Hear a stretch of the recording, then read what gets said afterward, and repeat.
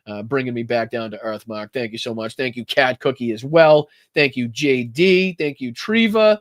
Thank you, Tom, brother. My dad loves you, and he is straight up MAGA. Well, tell him I appreciate him, brother. And, sooner or later, we'll have him on the bandwagon. He'll have a Blunt Politics t-shirt on. He'll be speaking with a Boston accent. You won't even fucking recognize him. He'll be the most progressive father on the history of the planet. But, Tom, I appreciate you, dude. Thank you so much for being here. 11 months. Let's go. And rounding it out, Treva.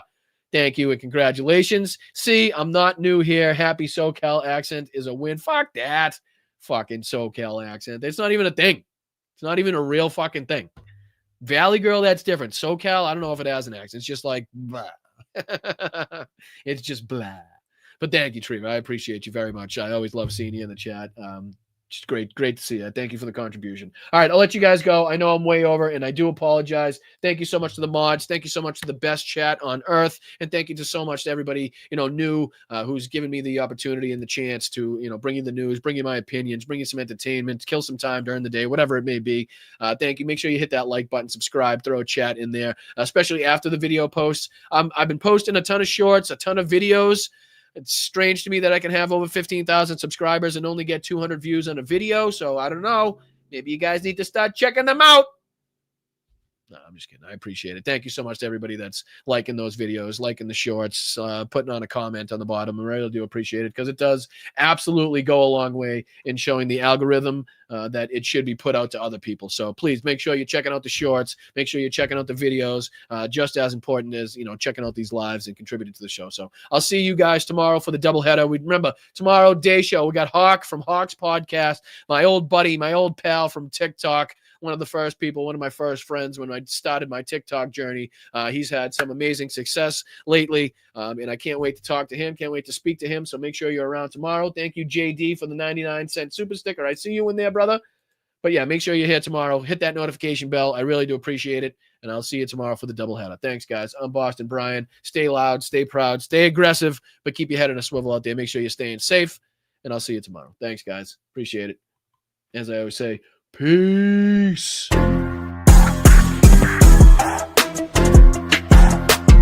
God bless the United States. The kidney has a very special place in the heart. It's an incredible thing. Nothing bad can happen. It can only good happen. It's a new form of vicious violation to our country. Somebody said, is that a Trump statement or is that real?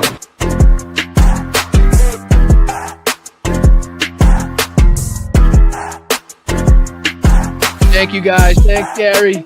Thank you, Karen. Thank you, Tiff. Thank you, Tanya. Thank you, Dad. Appreciate you, brother. I knew we'd have some fans today. I knew we'd have some fans. I'm excited. I'm excited. Make sure you're around tomorrow.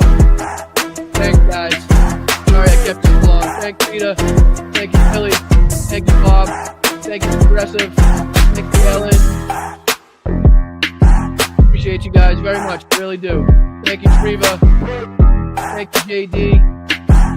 Thank you, Dame Dog. Yakov. Appreciate you, brother.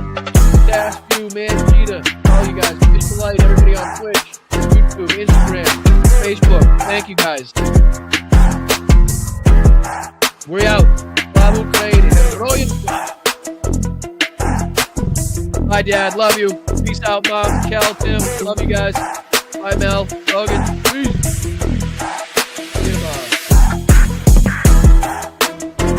The big, fat, sloppy United States.